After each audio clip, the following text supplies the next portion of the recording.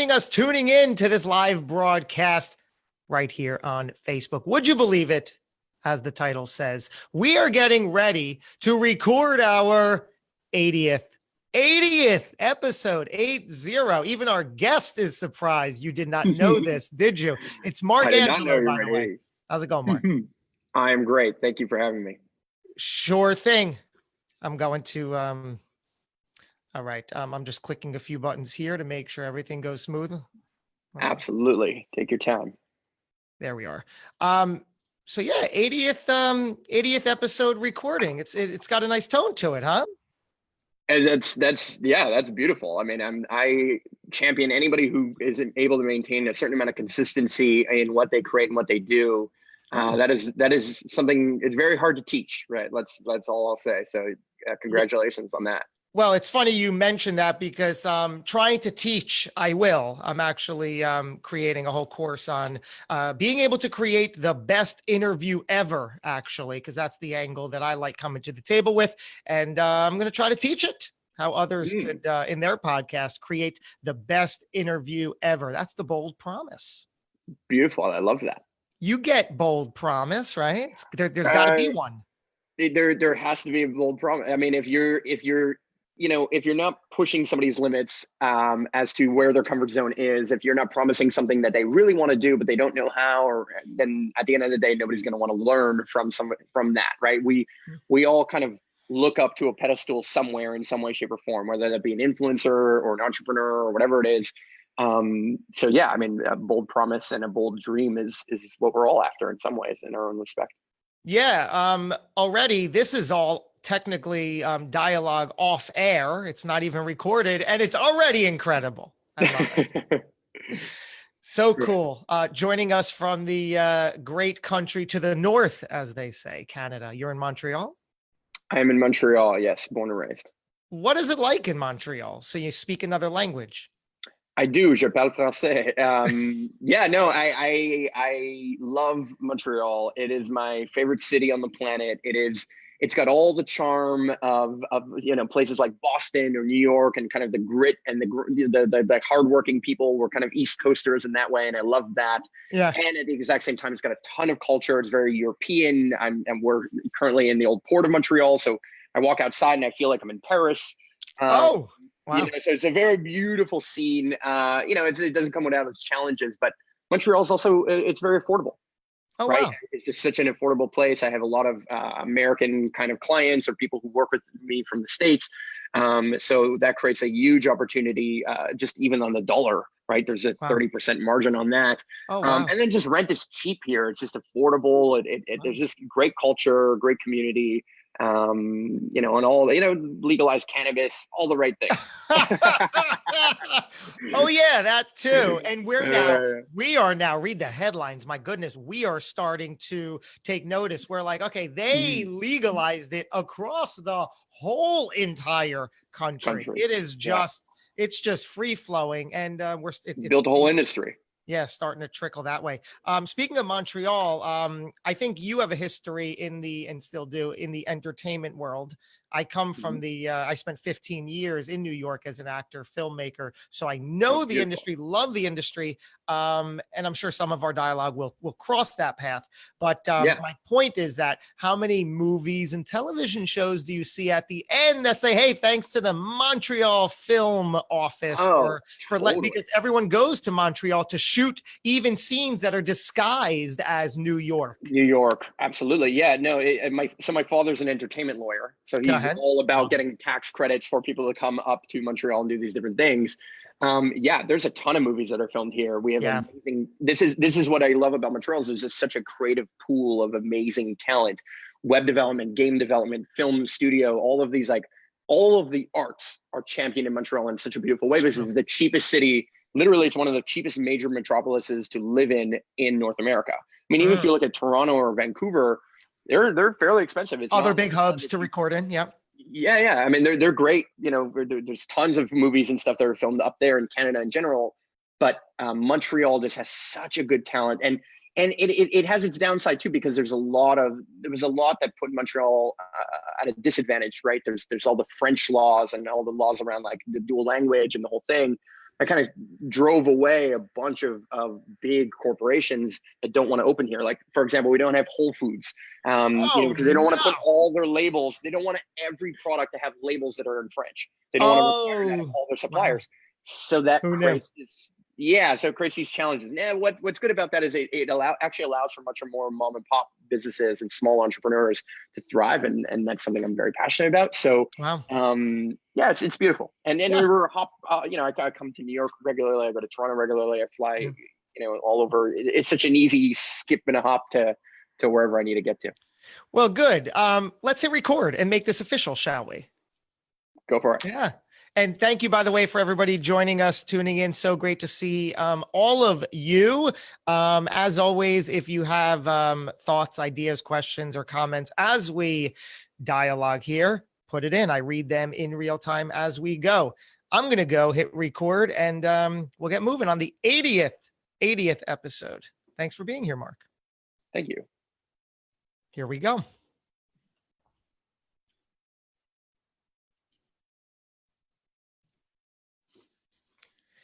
Hey there, guys. Thank you for joining us, tuning in right into the Hidden Entrepreneur Show.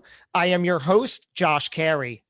Would you like to enter a state of being that empowers and encourages you to spread your unique gifts to the world? Well, that's exactly what our guest today has set out to do.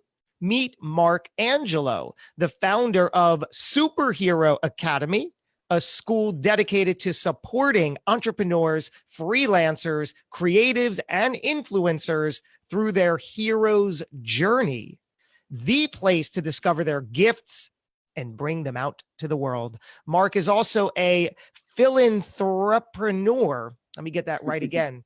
A philanthropreneur. I understand the root word. Yep. Philanthropreneur, philanthropy, philanthropreneur. He's also a storyteller and a movement maker, including inspiring movements of sustainability. How important is that? When Marc's not being an inspirational business leader, he's a marketing guru, a consultant, and a sustainability geek. Oh my goodness. Let's meet this man. It's Marc Angelo. What's going on, Marc? How are you? Thank you so much for having me. Absolute pleasure. Likewise, we've already had such great dialogue before we went on the air. I'm excited to banter with you here, learn all we can. Let's start with the obvious. You're the founder and creator of Superhero Academy. First of all, the website is extraordinary. It succeeds in all the ways it should that you would expect from a company that is called Superhero Academy. So clearly you went all in on the superhero theme. Tell me what the personal connection is to that. Why superhero? Yeah, I think it's a great question. I mean, for me, really, it roots back to the original answer that I had to the question that we've all been asked growing up, which is, what do you want to be when you grow up? And the earliest memory that I can think of that I had to that question was, I want to be Batman. It was my answer. And it's actually still my answer. It's the truth. It's, I see not only Batman as this kind of amazing figure that stands for, a value of justice and fairness and equality and all the different things, those beautiful things that anybody can aspire to and anybody can see, some beauty in. But he's also, I'm actually very interested in who Bruce Wayne is, right? And what brings him to be Batman? What does that look like? And being kind of an entrepreneur and the leader or CEO of Wayne Enterprises and this massive organization, and it's such a beautiful story. And so the balance between those two realities, the duality of being an entrepreneur and then the duality of being a kind of a justice warrior of sorts, I love that. Is where the term philanthropreneur comes out of, right? Like, I understand what it takes to really build value, and I understand that the world's biggest problems are going to be solved through providing value for everyday people, because that's the number one motivator that people are looking for on an everyday basis. But I also understand that there's an opportunity for us to really lead by example and actually change the planet in a big way. I don't think they have to be mutually exclusive. And so that, Batman to me is like the original philanthropreneur, at least in mythos, right? So that's how I get to it. Absolutely incredible. And certainly no conversation would be complete in this regard, asking, Keaton, Affleck, Clooney, Kilmer. Which Batman is the best? I really loved. I don't like to go to exactly who's the best Batman, but I think that The Dark Knight and that whole series was probably the best filmed. I really enjoy the storytelling of that kind of that whole storyline. I love. Here's the other thing I'll say. My favorite villain is definitely the Joker. Without a doubt, Heath Ledger was the best villain I have ever seen pulled off in a Batman. And there's been some great ones, right? I mean, come on, Nicholson as the Joker, classic. Oh, sure. Totally classic. Yeah. I love all of them. I watch every Batman movie. I'm also a fan of James Bond and other. Yeah, I love superheroes in general, and so yeah, I tend to watch all the superhero movies. I tend to catch up on them on all the plane rides. Right. So let me ask you this. I think you touched upon it, but I want to hear more about it. So I see what drew you to the whole why superhero, but what is an entrepreneur supposed to embrace about that title, that label, that theme? Sure. Yeah. I think the biggest reality is that entrepreneurship, and I've been an entrepreneur now for 12 years. I'm a 30-year-old, but I started my career at 18 as an entrepreneur, and I was going to school full time and doing the whole thing. And the biggest thing that I learned is that at the end of the day, entrepreneurship, what they don't tell you about entrepreneurship, and you cannot learn in school anywhere, is that entrepreneurship is a journey. It is literally, to me, a hero's journey through all the trials and tribulations happening over and over and over again with every business idea, every client, every opportunity. I mean, even to this day, it is still a journey. It's still figuring things out. I still make mistakes. I still go through the temptations and challenges and all the different things that, somebody like Joseph Campbell would talk about in his, depiction of the hero's journey. So it requires, to be an entrepreneur, to be an artist, to be a creative, to be an influencer, a freelancer, you need to embrace and love the journey. You have to do it not for the destination, but for the love of that process and you're figuring out that process. And if you can fall in love with that, you will be rich beyond all your wildest dreams. And I'm not just measuring that in dollars and cents. I truly believe that is the richness that will bring about people. I mean, this is how you gain a ton of influence online. This is how we grew Superhero Academies. It's not by just expressing, here's my marketing message. It's by expressing actual stories. And you could see that this is something I'm incredibly passionate about. And that's why I believe it's worked. I believe it's championing. Yeah. Like I said, I spent 15 years in the acting and film arena. So that's where I learned and understood the concept and phrase hero's journey. But in this context, I've never really put it to an entrepreneur. Please first define that for us. What exactly does that mean to someone who's never heard of it or doesn't know how it applies? How a hero's journey applies to being an entrepreneur? Yeah. What is it and how does it apply? Yeah. So the hero's journey is kind of this general kind of storyline that you'll see throughout all mythos that has ever been created, in my opinion. You'll see it in religion, you'll see it in Disney movies, you see it in superhero movies.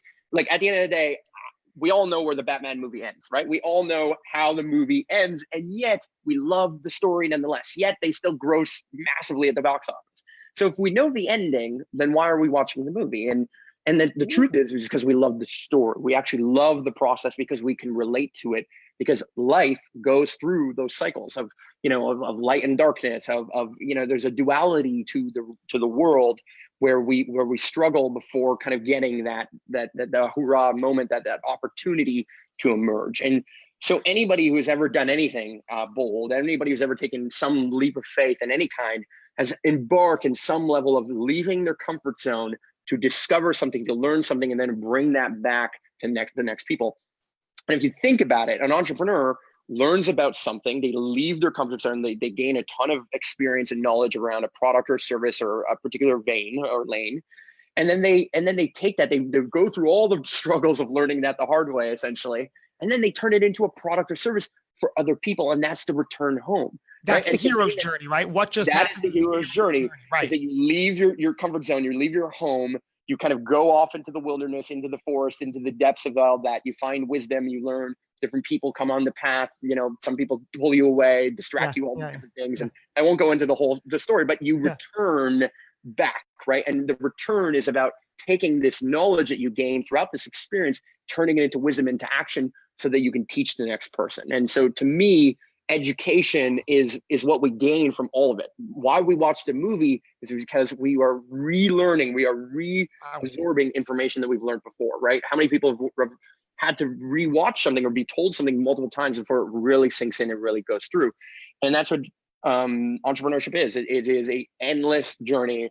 It is forever hard. It never seems to get easier. Yes, it gets more luxurious. Yes, you get more, the contracts get bigger, the opportunities sometimes get bigger, not for all of us, but it is a journey, and very few make it through the other side of every idea that they start, and that's why I think it's like 80% of businesses are closed within 5 years that are started up. So, and those are the ones that were like legally put on paper, that actually like register to do all those things.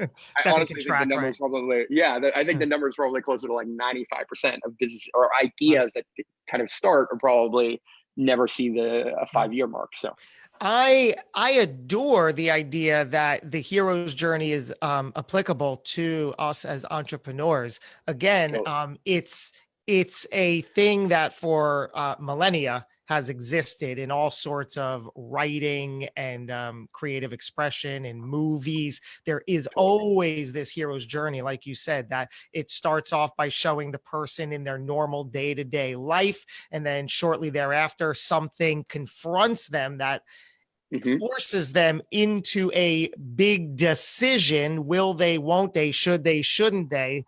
And then they do, leaving their comfortable life. Then they go on this journey of sorts to win something, gain something, fight something, achieve something. And then along that way, they're met with obstacles. And like you said, people trying to, God, if that's not the entrepreneur's journey, absolutely incredible. And what's amazing is I think that we as entrepreneurs, when we experience that conflict, we want to either hide it and make sure nobody's aware of it, or run from it, pretend it doesn't exist. But we should be using it in every way possible. I think so. I think we should be, if you can recognize where you are in the pattern at certain moments, you can then make decisions from a macro level versus the micro level of day-to-day life. And when you're able to do that and see kind of a bigger picture, particularly as a CEO or the actual entrepreneurs leading an idea or an organization, it's incredibly important. So I think it's just a great framework. It's a great framework for teaching as well. And that's something I'm passionate about through Superhero Academy and this stuff there. But it's just a great way of explaining it over and over and over again. What is your current focus and position? I know that you have Superhero Academy, but then you also have a couple of different agencies and marketing agencies. Tell me about those. Yeah, so Superhero Academy was born out of my entrepreneurial journey or my hero's journey through understanding, learning about marketing and storytelling for the world's largest brands, and also for the world's smallest brands like nonprofits and different things there. And so over the last 9 years, basically, I've run and I've kind of built 2 agencies, one that focuses on web development and design. And I did a ton of work there. And I was kind of more of like the client interface. I would find people that needed websites, that needed online presence, and then bring them to a team of talented people, and I would help build that team. And then the other half of it is like, as I got really good at storytelling and brand building and all these different pieces, we started gaining a ton of traction online in terms of online following. So I now have a network of 350 million followers that are pages, Facebook pages, YouTube channels, organizations, brands that are all grassroots, that are all kind of in some way, shape, or form connected to me. Some of them I built from scratch, like Superhero Academy, which has about 500,000 followers at this point. Others I advised or supported, like Collective Evolution or Higher Perspective or Futurism. These are brands that I have been involved with in some way, shape, or form in building and raising what I consider to be collective flags, right? So brands and collective flags are kind of, they're mixed, there's a difference between a brand is something that wants to sell you something. A collective flag is kind of more of a symbol that wants to represent something. So, the rainbow colored flag is a flag, obviously. The anonymous mask is also more of a flag. But, a brand like, Nike is obviously more of a brand that is representing a particular vibe, a particular mentality. Yes, it represents athletes and a bunch of different things, but it kind of is co-opted those connections into building a brand that actually sells you products and services and things. So wow, man. yeah. So you're clearly good at what you do, to put it lightly. So taking even your Superhero Academy brand, a 500,000 followers right now. And Yep. and you didn't just do that once. You're able to replicate that in certain ways over and over again. Multiple times. Yeah, clearly. Break that down for us. What is at the core to make that happen? Whether I want 500,000 or 5, right? Yeah. What am I missing? What do I need in order to make that happen? What does it really come down to tactically? The most tactical way of putting it is it actually goes right back to what we were just talking about. It's a very good story with very clear archetypes within those stories, and building that story endlessly over and over and over again, repeating it and consistently as well. So for example, you have done a ton of work to make 80 episodes of a podcast. And the fact that you've kind of used this brand, this story that you're creating, and told it over and over and over again by curating the types of people who show up on this, you are building that brand and doing it over and over again. The key component here is by making an amazing storyline and also having very clear understanding of who the villain is in that storyline is important, because like, here's the thing, like, we think that the story of Batman is about Batman. It's not. Without the Joker, there is no need for Batman. Without the villain, there is no problem. So without the problem that your entrepreneurial business or anyone's entrepreneurial business is solving, there is no entrepreneur. There is no need for that company or for that solution. So our minds in everything, our entire existence is, I have this need, I need a solution. I'm hungry, I'm gonna go eat at Arby's. I'm gonna, you know what I mean? Like, Arby's, love it. Like, yeah, I make that joke, but the reality is that we have these continuous needs that pop up, and from those needs, these problems, we therefore find solutions, and we work through the solutions. And you know, some of us want gluten-free solutions, and other kinds of solutions, whatever that looks like. Those are all opportunities, and being able to consistently communicate that over and over and over and over again is important. Now, the biggest thing that has enabled me is not only my ability to speak it, as you can see, but my ability to document it, which is making content, making videos, putting them out there regularly, putting them, you know, making that in a content mix that is incredibly important. So I talk about like 4 different types of content that are super important from a video perspective. Go ahead. There's hero content, which is kind of the content you saw on, you know, or you could see on our homepage of our website. It explains our story, the backstory, everything you're asking me about right now. There's help content, which is kind of what I'm doing right now by being incredibly helpful, valuable, and asking for nothing. There's hub content, which is the third, which is all about how do I give back to my community? How do I not only value the next person and the next customer coming to the door, but the people who are actually already following and participating and engaging with me and or my content in any way, shape, or form. And then the fourth is headlines, which is how do I make a piece of content that's relevant to something that is naturally going on today? So if I chose to make a piece of content about how the Mueller report came out in America, great, that's a great headline content. And if I have a twist on it, I can make that content and will get more play than just the average video that I would put out on any given Sunday. But the content mix is important too. So I can geek out on this forever, but clearly I think it gives you an idea of it's a pattern. Success online and storytelling online is a pattern like anything else. And if you can maintain that pattern over and over and over again, then you will find a following, you will gain success and all the things that come with it from there. Genius, by the way. Thank you for framing it like that. So to recap what I heard and put a bow on this, my question was, how does somebody get on their way to 500,000 followers or whatever's important to them in that world? And the answer comes down to you have to step into the role of hero and consistently and deliberately and strategically tell that story over and over again, so that the right people come on board, take notice, support, stick with you. Yeah. And then you're mimicking the hero's journey in the entire time. Like I'll add another layer to this hero thing that I think is incredibly important. You're a hero because your goal shouldn't be, I want to get to 500,000 followers. Your goal is to realize that every single time that somebody's looking at their phone, They are a single individual scrolling on their phone. Every screen is one person. So I'm not speaking to 500,000 people. I'm speaking to individuals that tend to amount to 500,000 of audience potential. But every time I'm speaking to one person. I'm speaking to Tom, Dick, or Sally over there on the other end of this Facebook Live, for example. They have to understand that I'm communicating specifically to them, because I truly am doing that. And then every experience, when you visit our website, or every click, everything you're going to find on our social media has to bring you on a hero's journey every single time. So you're taking what happens in the microcosm and then scaling and scaling and scaling it, because every journey, every new click is a new journey that this new person, this new potential student has now embarked on. And if you see it that way, and rather than trying to, cram your product down their throat and sell all the time, if you can like lead with value, and I champion Gary Vee with this on the jab, right hook. And in his reality, he'll jab for like 6 years and then right hook, that with a pair of sneakers. Yeah. Or wine, right? Or wine or whatever it is. Done. He deserves it.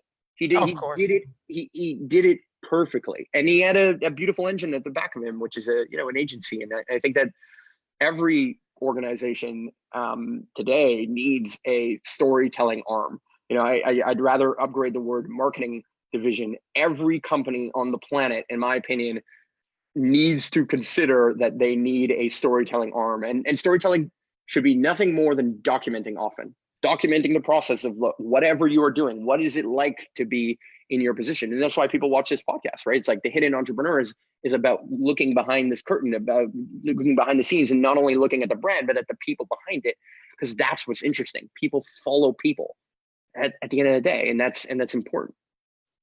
Wow, man, we could talk for hours just on this, but I want to go back and see how we arrived at this. If you will, take us back to very little Bruce Wayne. No, when Marc Angelo was just a little child growing up. Paint that picture for us, if you will. What was life like growing up for you? Yeah, no, here's what I'll say. I grew up in such a privileged, beautiful opportunity. I come from immigrants, Italian immigrants. My family, my parents were first generation, and kind of, my half of my family was born in Italy, and my mom was actually born here. But even until the age of 5, I only spoke Italian. So my family is like very traditional Italian family. Cool. Yeah, and so I feel like I came from, and my family kind of came from poverty. They were serious workers, let's say, very blue collar, all the way into a reality where, born and raised here in Montreal, learned so much about the world, went to, public schools, all the things, kind of saw the different realities that were playing forward.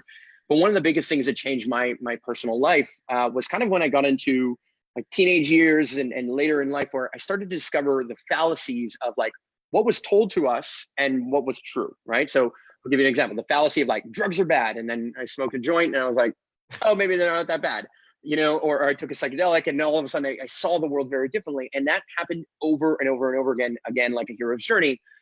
And the biggest thing that changed my life is that I started watching documentaries. And as I graduated university, I was selling my business. My first business, which was an indoor skate park. I was going to school full time. I was graduating university at the same time. So I completely lost my identity at the same, like all in the same month. Okay. And so at that moment, I was like, what am I going to do? Like, I'm no longer a student. I've been a student my whole life since I was 3, basically, when I went to preschool, all the way to this moment. And then I've been entrepreneur, and the only entrepreneurial venture I'd ever been a part of, I successfully exited, which was amazing. And now, but I didn't know what to say. I didn't have a story. And that was the first time, and pretty much the only time I've ever been in that position. And so I decided to travel the world and not let schooling get in the way of my education, to start watching a documentary a week, every single week for 52 weeks straight, which ended up turning into 8.5 years. And here's the thing. I'll talk to you about, storytelling, is that in almost every documentary, they spent almost 90 to 95% of the time talking about the problem, but very little time talking about the solution. And that's our culture today. That's what news does. That's what even hero's journey stories do. They spend so much time dealing with the villain, and then boom, they overcome the villain, the movie's over, right? But in real life, we don't overcome the villain. When I learn about climate change, when I learn about peak oil, when I learn about the vanishing of the bees, when I learn about where money comes from, when I learn about all these different things, I was left feeling completely overwhelmed, completely small, feeling absolutely depressed, having no idea what I can do. And so it struck me one day, literally, 7 years ago, that I walked out into the middle of a GMO corn and soya field that I didn't own, but I knew was for sale. And I did the only thing that seemed reasonable at the time, which was I was going to plant a tree and figure it out from there. And at that moment, I declared that I would build a school I wish I could have gone to both physically and digitally. And I had no idea that would look like, but I wanted to be 100% off the grid. I wanted to be 100%, supporting a real school. And I didn't know what that really meant. But I've discovered that what it actually means is that a school based on mentorship, bringing people through their hero's journey and supporting them through that hero's journey. Because one of the key elements of a hero's journey is a kind of a wise mentor that supports the kind of, the hero. So in let's say in Star Wars' case, it's Yoda, right? A very simple, easy mentor to kind of look at. Or in Spaceballs' case, it's yogurt. Yeah, exactly. And little Mel Brooks reference. Yeah. Well, in Batman's case, it's Albert. It's actually the butler, right? Which is hilarious. And then there's other hero or kind of wisdom keepers that such a fascinating point. Thanks for bringing that in. Yeah. So it's just important, right? And there are people there to support that journey, and that is where success is found. So to think about that and to realize that every one of these stories is documenting the problem all the time, what would it be? And the radical thing would be to document the solutions. And so when I walked out in the middle of that GMO corn and soya field and I planted that tree, it was the smartest thing I ever did, right? I started a movement within me that grew to other people. And the way it grew to other people is I pulled out my phone again and I took a picture and I just documented what I was doing. I had no clue. I never studied permaculture or off-grid buildings. I knew nothing about building a school. I never built anything of this nature in my life. I had not run a marketing agency. I knew nothing about visual storytelling. I didn't even have a Facebook account until I kind of started this. Yet you didn't feel incapable or unworthy of doing it. I think a lot of people fall into the trap of, I want to do this, but I don't have the experience. So who am I? Yes. And that's the excuse that we tell ourselves. And that's why we need better schools that bring these people through this, because at the end of the real reason I feel many of us have grown up with that exact mentality is the direct fact that most of us from the earliest of ages, our transformative years where all our mental constructs are formed, not only from our family, but our teachers, which are the people we spend, I spend more time with teachers than I did with my family probably growing up in many ways, if I'm really honest, if I'm thinking about it. So all of that was scripted. It was this hero's journey that was like standardized tests and show up at this time and leave at that time. And it was all this thing where none of us had this real fortitude of making our own decisions. We just wrote the tests and learned the topics that were told to us that we had to learn. And that's great. And at the end of the day, it produced people like me, it produced people like Elon Musk. Like, hey, look, there's tons of amazing people that have gone through the schooling system, and they're all part of the everyday system. But at the end of the day, that is a small percentage of people who really come out there feeling confident and wanting to be entrepreneurs, wanting to kind of like be their own hero, essentially. And so to me, that represents freedom culture. Freedom culture is what we're all after. We're all after our own freedom and how we can be empowered and encouraged to bring and spread our unique gifts to the world, right? So your superpower is something that surely you want to be paid to do, but also want to do as much as possible. And some people only see that as a hobby. Some people only say, well, I can't really make money doing that thing. And that's just nonsense. It's all excuses, it's bullshit. And I understand that you weren't taught to do that. And that's what Superhero Academy is about. Wow. But the truth is that if you can find your own personal freedom in that, we're all looking for that. We're all after that. And if I were to boil down America to one word, the biggest thing that unites all of America when you look at the American flag is the word freedom, right? Or another word, liberty, which means essentially the same thing. So inherently, that's one key component. The second component is culture, right? The American dream is about freedom, but it's in a culture. You talk about it as an American dream because there's a community, there's a culture to that. So we all want to participate in community. We don't just want to be empowered and be at the top of the hill on our own. We want to be able to share that sunset at the top of Everest with a friend. We want to be able to share that. That's why Facebook and Instagram and all these things are so viral, because we want to share our stories. We want to share ourselves and our experiences. And sometimes the good things and the bad things. I choose to share both, but that is important. So if we can build a school that champions freedom culture, your gifts, and being able to take those gifts and actually live them and bring them to value to a community, that is what entrepreneurship is. That is what being a real artist is. That's what being a philanthropreneur is. And it's a journey. It's a journey, and it's a difficult one. And I'm just willing to say that. I'm not willing to put on a sales page some countdown and some shitty thing that says you can achieve your 7-figure business tomorrow in 60 days or whatever it is. Like, come on, like it is a pattern. There's so much to learn. There's so much history that goes into this. Like, back to Gary Vee, somebody insulted him once when they asked him a question. They're like, oh, well, so how do you attribute your overnight success? And he's like, are you kidding? Like, really? Are you kidding me? Like, you know how many years had to go into this for me to have that one video pop? Like, that's the truth. Yeah. So don't focus on the 500,000 followers. Focus on the one individual that you're inspiring. And if you create value through your art, through the thing that makes you the most satisfied, whether that be being a comedian or telling jokes or making art of any kind, do it. And if you can communicate that and document that and do it consistently, I honestly believe you can turn anything you want into a job. Seriously. And I've seen it happen. Yeah. I've watched people do it 1,000 times, and I've led people down that path 1,000 times over. And eventually I filmed it and turned it into an online school. And now, that's mushrooming. And now we're filming courses for other teachers and other people's geniuses. And that's what's my highest excitement personally. Wow. So much there.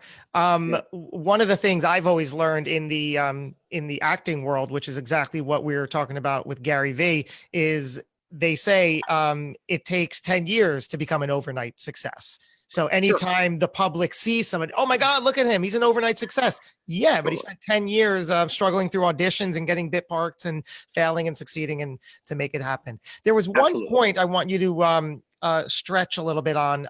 You said that when you were taking the picture, you didn't have all the steps. You didn't know what was next beyond it. So pivotal, right? Totally. You don't need all the answers. No idea. No, that's okay. So this is one of the free classes in Superhero Academy is about picking the path, right? And now it's a total fallacy, essentially, to try and think that you are going to know at the beginning of any journey ever. Right? I don't even want to get in my car. Do I know I'm going to really get to the destination? Do I know where the potholes are on the road? Do I know what traffic is going to be there? Sure, I can learn all the compasses. I can pull it up on Google Maps. I can do all the things that support that. But I still don't know exactly what the journey is going to be like at any one moment. So how could you possibly reasonably think that in any way, shape, or form, in any school, in anything you're going to do in life, in any entrepreneurial venture, you're going to know what's going to happen? What you need to know is that no two journeys, right? Sailing from Canada to Australia is going to be the same. But if you know how to use the tools, the compass, to change the sails, to actually steer the boat, whatever it is, if you know how to use the tools and you are supported by people who have done it before, then you will learn through the only thing that has ever mattered ever, which is experience. And experience by picking a path is the point. If you pick a path, you might learn in 90 days or 6 months or 6 years that this isn't the path for you, or maybe it's exactly this path, but 1 degree off, or I never thought that I would do this, but I'm doing that. I had no idea I was going to run a marketing agency. I had no idea I was going to run an organic 66-acre community and farm. I had no idea I was going to run an online school. I had no idea I was going to have a bunch of followers on Facebook. I had no idea that Facebook would even exist, right? So let's be real. We do not know what the future holds. We can predict to some degree with what our experience tells us. But at the end of the day, I wake up every day and it's a new opportunity. We only have right here and right now, right? I literally wear a Now Watch for that purpose. It's you have what you know right now. Take the step and realize that as you take the step, the secret is that somehow the universe starts to meet you there, because you are starting to pay attention to who are the people who walked this before you, who are those different things. The fact that I can name Gary Vee, and most people who are probably listening to this and know who that person is, if I said that to my mom, she'd be like, who? right? Exactly. Because when you start on that path, you literally start seeing and hearing the words from the people that you know. My mom has no idea who Tim Ferriss is or Gary Vee is, and yet I ask any 27-year-old entrepreneur, and they guaranteed know who this person is, because you find those mentors, those people start emerging from the woodwork, and the Wow. path reveals itself for you. And there's only one way to do it, and it's to start and to do it not only day 1, day 2, day 90, day 100. Whatever it is, that same consistency. Every day I wake up and I choose to be an entrepreneur. I have no schedule. There's nobody who tells me what to do and when to do it. I have to wake up and be self-motivated and like figure it out. And that's it. I heard you say that's why I wear a Now watch. A Now watch. What is I this? literally wear a watch that says Now. Oh my God. Where do we Yeah. get one of those? How, and it does not tell the time. It literally, I mean, it does. It's the most accurate watch in the world, but it does not actually tell me the, quote unquote standard Eastern time. I do not know. My computer tells me it's 12:52. My watch tells me much more enlightening message, let's say. Tell me. That's what I love talking about. I mean, Eckhart Tolle, big fan, Sure. The Power Yeah. of Now, A New Earth. Totally. He really spoke to me when I was ready to understand all that. The Power of Now. You have a Now watch. Go. Let's hear that. Literally wear it every day. Yeah, I mean, the simplest way for me to figure, like one of the things that helped me get over my depression and helped me kind of move through all the different challenges I've faced in my entrepreneurial journey and still face today. I am not at the end of my journey whatsoever. I'm always scaling. I'm always growing. There's always the next thing, the next challenge, the next big wave of sorts. And the biggest thing that I've learned, and I take this from a little bit of stoicism of sorts, is control what you can control. As an entrepreneur, every day fires happen, things happen. Some person quit, this thing's broke, the website's not working, this person wants a refund. I don't know, whatever thing, right? There might be whatever problem is going on. And the only thing I get to control, the only thing I get to do is how I react and or act in any one moment, right? So if I'm reacting to the world all the time, then I'm a consumer of the world. Most people are reacting. They react to what Donald Trump said on the news. They react to what is going on in the election. They react to what is happening at any one moment in any one way, right? They're reacting to the Kardashians. They're reacting to the new shoe drop. They're reacting to whatever album is coming out. That's one way of doing it. But if you're going to be the artist, you have to choose how to act now, right? I wake up every day and I can watch YouTube all day and I can Netflix and chill all day like anybody else, but I don't do that. Now, it doesn't mean that I don't watch YouTube. It doesn't mean I'm not informed. It doesn't mean that I don't receive. I know exactly what's going on Game of Thrones, and I'm super excited about next season that's coming out shortly. I know about these things, but I spend much more of my day in action, in a mode of doing what I have with my now, because I never know, number one, when it's going to end. I never know when this journey comes to an end, and I have no idea what's on the other side. And I appreciate it. I have expressed gratitude to this moment each and every time. So anytime I feel overwhelmed or anxious, which is a huge problem that I often face, I have a ton of anxiety. I became a workaholic for 12 years easily as an entrepreneur. I feel like has been a massive challenge over the last year. I've been able to kind of curb a lot of. But by focusing on the now and realizing I get to be different, I get to show up now in a particular way, and each and every day I get to not be called out, but be called forward into my highest self, into my hero's version of himself. And that is the point, right? Because every hero's journey, I teach this in Superhero Academy in the kind of the first class of the hero level is an 8-step story, right? And it's people want to learn it because they want to be able to make a great video for their Facebook page or for their homepage on their website. But truthfully, I talk about the difference between the leader, which is Bruce Wayne, and the hero, which is Batman. But Batman never calls himself a hero. Batman is just Bruce Wayne acting in the now, doing the things that we believe is hero-like, and we, the audience, the people, call him a hero. And so that is like I choose to get called forward. I call myself forward to being Batman as much as possible, but realizing I don't get to determine that. I just get to show up every day and be in humble service to my mission and my vision and what I create. And my mission and vision has changed over time. So it's not the path, it's a path. Where am I going to be in 10 years? I have no idea. Do I have some plans for what I'm going to do tomorrow and the next day and all of the things? Absolutely. And that's another thing. There's a difference between planning and scheduling, right? I teach this in free class, Superhero Academy, apprentice level. Go check it out. There's a difference between planning and scheduling. Planning is saying, I'm going to try and plan the sailing from Canada to Australia. And okay, I see the storms over here. I see this over there. I know I have to go around Hawaii as an island. Like, I can plan all of that. But scheduling is putting those ideas and plans and things into action, into your calendar, and saying, you know what, okay, we're going to set sail on Tuesday at this time with this crew and this thing. We're going to schedule the actual reality of what you are thinking and making it manifest. Because an artist, if they never get in, they can plan all day what the canvas is going to have, but if they never pick up the brush and actually start painting the strokes, their art is only in their mind. And so if your art is only in your mind, if you're not able to document it of sorts and therefore display it outwardly and expel it from you into the world, into the universe, then you are not necessarily creating, and you are participating as a reactor and not an actor. Wow. So amazing. And so much we could unravel through that. Sure. But I want to talk about something that I see on your website and I know is important to you. And boy, do I just eat all this up. It's your love and appreciation for creating experiences for the entrepreneur, for the community. Geez, I think I'm a few months late on. You guys were in Costa Rica throwing a party. Now I'm sure it wasn't. I'm sure it wasn't labeled a party. Maybe it was, but it's also a mastermind and all this stuff. But and we also go to a festival and we host a whole stage there, the whole thing. So there was a party too. Of course, obviously. Absolutely. I am at a point in my life where I am all about experiences. I'm all in. I want to, within the context of my life, I want to be able to indulge and experience for the better as much as possible. So I see what you're doing, throwing these parties, these masterminds, these adventures, as you call them. What did I write down here? You have it on your site. You say you host adventures to make you the person you've always dreamed of being. I'm in. My goodness. Tell me why that's important.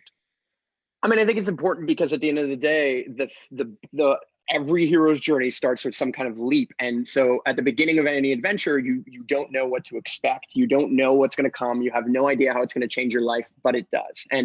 And every person who works with Superhero Academy has gone through a mentorship with me in Superhero Academy, or has somehow been a client, a coaching client, a consulting client first. And so every one of my relationship, my most challenging and also my most fruitful relationships have all come through shared experiences, because there is nothing that unites people more than a common villain. So if I am together in an experience with somebody, on an adventure with somebody in Costa Rica, and the car breaks down, we are all in the car. The enemy is now this broken down car, and we get to experience and overcome that experience together. This is also called bonding, right? Exactly. Nothing builds community or rapport or all the things more. So, I could use all these marketing terms and sales terms. Build rapport first, right? Like, connect to your end user, the person you're selling to, before selling. Great. Like, there's nothing that does it faster than actual in-person experiences. And there's nothing that communicates wisdom faster than watching it in action, right? Literally seeing knowledge being applied in front of you. So learning through osmosis, that's why physical schools are so important. You cannot replace the experience of learning, but with only a digital product. Now, yes, we can make it better. We're gonna create incentivized learning, where eventually Superhero Academy's goal is to pay people to learn. Literally every minute or hour, every challenge that they take in Superhero Academy, eventually the goal is to be able to pay them in cryptocurrencies and tokens to learn. Great, I'll get there. But the point is that the experience is unreplaceable. You cannot find a better way to feel camaraderie, to feel community with other people than through, in our case, boot camps, which are kind of like shorter experiences meant to like really get from A to Z for somebody, in whatever they're creating and whatever they're launching or putting out there. There's a mentorship, which is more about like, hey, I really want to do and learn about video making. And the fastest I could tell you about, Hero Hub, Help, and Headline, but if you come and do it with me and watch me do it actively and participate and do it yourself, it's the best way I can teach you. And this is, how blacksmiths became blacksmiths before schools, right? This is why Freemasons would use symbologies and all these things. There's a way that they kind of champion that and let people know whether or not they actually knew how to do these things, right? And the biggest component for me and the mastermind, for example, is I wanted to be the dumbest person in the room. I created an experience that I wish I could have gone to, right? Build the school I wish I could have gone to, both physically and digitally, therefore create the experiences I wish I could be a part of with the most amazing people ever. You know, we invited the former CFO of Amazon, who's now a CFO of Superhero Academy. We had an A-list celebrity. We had a Gerard Butler show up to our mastermind. So it's like, there's no, it's amazing. I mean, it's incredible to create these experiences and do it all in service, and at the exact same time do it and having fun. You're right. We literally hosted an entire 150-person camp at Envision. We had a stage, where we was like a TED stage, and all day long people were coming from the festival, getting their minds blown and learning about all these different topics. I mean, it's such a beautiful experience, and there's nothing that replaces that. My goodness, I can imagine within the next 6 to 9 months, I'd like to be there. I'm going to follow along. I want that. I want a lot of that. Sure. How did you, if you could even dwindle it down, how did you get the CFO of Amazon to come over? How did you get Gerard Butler to come over? What was that? What was it? Honest dedication to our actual vision and mission. Simplest way to put it. Authentically wanting to create, I talk about philanthropreneurs, and my whole job is to merge the ROI of return on investment with the other ROI of ripple of impact. I don't believe that they have to be exclusive. I believe that they can be merged together, and the biggest, most amazing businesses on the planet do that. Let's be real. He was a former CFO of Amazon. Amazon had a massive impact on the entire globe, even just from the perspective that we're now on our high horses, that we can't reasonably think that something's going to take more than 2 weeks to be able to come to our front door. So 2 weeks, 2 days, sorry, to come to our front door. So the reality is that those things are playing out over and over and over and over again in that journey. And so more than anything, we told a story. We're invite only event, so we really highly curate. We keep very tight. We really look for who is looking to have actual genuine impact. You can't just buy this, you have to be invited. Oh, wow. And that literally changes the game. I mean, it changes the quality of what we are creating and doing, because it's not to be exclusive so much as it's being inclusive of the right people. We want to create the most amazing experience, and that's important for us to do. Fascinating. I absolutely love that. What mantra do you live by today? The biggest mantra I live by for me is live in the now. Live in the now. How do I get to call myself forward? How do I be able to create right now? And I believe that through intentions, we are the architects of the universe. Through our attention, through the now, we get to be the engineers of our own reality. Simplest way to say it. Amazing. Do you believe that everything happens for a reason? I do, but I think you need to meet the universe halfway. I think you need to show up. You have to be listening to hear the music. Are you spiritual or religious in any ways today? Spiritual, yes. Religious, no. I don't follow any particular dogma. 1 second, I'm getting somebody calling me, and I know this is... Go ahead. Yeah, here. Yeah, sorry about that. Oh, no problem. I guess somebody would take the phone. Thank you. You're spiritual. I would say I'm spiritual. I would say that I do have a faith in how humanity works and the universe works. I do believe that there is a kind of a higher wisdom or a pattern or an order to the world. And I see it repeated over and over and over again through so many different channels and different opportunities. And so, yeah, I 100% believe that there is a greater wisdom than myself, for sure. There is more to this than any one of us can fully know or understand. And by believing in that in some way, shape, or form, but also taking personal responsibility for it, and realizing there's a greater wisdom, so we don't have to do anything about climate change. It's like, no, I don't feel that way. I feel like that's what I would consider to be spiritual bypassing. So I don't believe in a specific religion or a specific dogma, but I see value in all of them, and I can kind of extract from those stories a ton of wisdom that I can apply to my life and that I guide myself with. And maybe that changes over time. I think, I grew up Catholic. I was raised Catholic, but it it served me in many ways, but it's not part of the everyday reality that I participate in today. Hmm. What do you believe happens when it's all over, when our time here on Earth comes to an end? Good question. I'm curious about that story too. That's what makes life worth living. Honestly, I have no idea. I believe that it's possible we reincarnate. I believe it's possible that we're participating in a giant simulation. Honestly, I believe that we're maybe a video game and we're no different than the Sims. And when we play the Sims, that we are playing that out. I have no clue, and I'm just curious. I'm curious about it all, and in the meantime, I'm going to enjoy the ride. I've heard that before, that is as much of a possibility as any other, that we are the pieces in a game. Oh, absolutely. Yeah, we are in some ways we are God, and in some ways we are just the creation of God. And in some ways we get to shape the universe, and in some ways we are only participating in all of it too. And in a weird way, almost like nothing makes sense. It's like almost all matter is like 99% nothing. Right? Like, how could you possibly, like, there's this invisible thing here called air that I'm breathing in that's somehow keeping me alive. Like, the world is so incredible. I mean, how could you possibly, you couldn't script this, you couldn't write this. So to not believe in some level of a higher wisdom, I think is irresponsible. I would say I'm agnostic, right? I'm not, I don't believe in, there's no God or no higher power, and I also don't believe in any one specific God or thing. I just feel that there is something, there's a greater wisdom to the universe, there's an order to the universe, and we get to play within it. Very smart, man. I will leave you with this final question. Marc Angelo, how would you like to be remembered? That's a very, very good question. I'd like to be remembered as the type of person who was willing to face the villain relentlessly.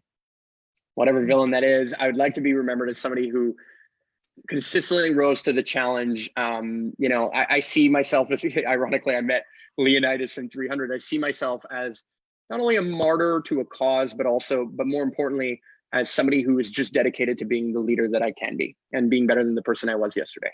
And so, I hope in my eulogy that somebody would say, hey, he was relentless. It was a passionate learner, a student of life, and hopefully a teacher to many. Wow. Well, I think some of those things come across here and now. I love it. Certainly one of the more fascinating men I've come across. Thank you, Marc, for coming on, showing up, and opening up. Really cool to have you here. Thank you so much for having me. And I appreciate all that you do and the questions and all the work that you're putting in, and congrats on 80 episodes and here's to 81. Oh, I appreciate that. And I appreciate everybody tuning in, whether it's to the live broadcast here on social or you're catching the actual podcast on your favorite platform, Apple, iTunes, Google, or Spotify. Do us a little solid, as they say. Rate and review with your honest thoughts. It means a lot. I love reading it. And there you go. Thanks again for tuning in. We're going to do this again real soon. Until we do, go get them. All right. We are off the podcast, but still live on Facebook as we wrap it up. How you feeling, Beautiful. Marc? Yeah. I'm great. I'm great. This is my jam, telling stories and being able to communicate and hopefully inspire people, whoever's watching on Facebook or listening on whatever platform they're on. I'm always happy to share. I love it. And where would we like to send people? To the Academy Online right there? Yeah, I mentioned a bunch of different things. I mean, if you saw something that was really inspiring to you, heard something really inspiring to you, know that you vote with your clicks, your likes, comments, shares, all of that stuff is incredibly important. That is your attention. And that's gained a lot of momentum online and in the world today. And if you want to start on your hero's journey, you want to test the waters for free, you want to check out Superhero Academy, I'm sure you know where to find the links, superheroacademy.net. Figure it out. I mean, there's so much there, and we answer every question. There's so many communities. There's such a huge community that's building around that, and it's only getting better and better. So, and I have so much more to do. There's so much more coming. It's amazing. It's amazing. It seems to make your head hurt. So, it does. It makes my head spin. It makes my head hurt, and it excites me more than anything. Who do you have around you? How big is your internal team there? Superhero Academy is a 12-person team as a core, and then the agency and all the kind of different people that we touch upon is about 62 people big. Wow. So Yeah. your, And give or take, I mean, it comes in and out. yeah. So your day to day is what, overseeing these pieces? Managing as many of the kind of leaders within the tribe as possible, and continuously figuring out ways to innovate. How do we disrupt the online education market? How do we disrupt Wow. in-person experiences as much as possible? And I just focus on that disruption day to day. How do I do this every single day? What are we doing that's going to change the game? And I mentioned one of the things that we want to pay people to learn, right? Rather than pay to go to school, I want to pay people for actually going through school. And I think that radically shifts the paradigm. And I can see exactly how it would work. I know I actually see the ROI, return on investment, on that. And I also see the ROI, ripple of impact. To me, I think the easiest way for me to say it is that my job is to figure out win-win scenarios and enable them as much as possible. Very cool. So much here. So much good. That's it for now then. Awesome. All right. Well, Thanks we'll again, talk Marc. soon. Thank you I so hope much. so. Absolute pleasure. Thank you so much.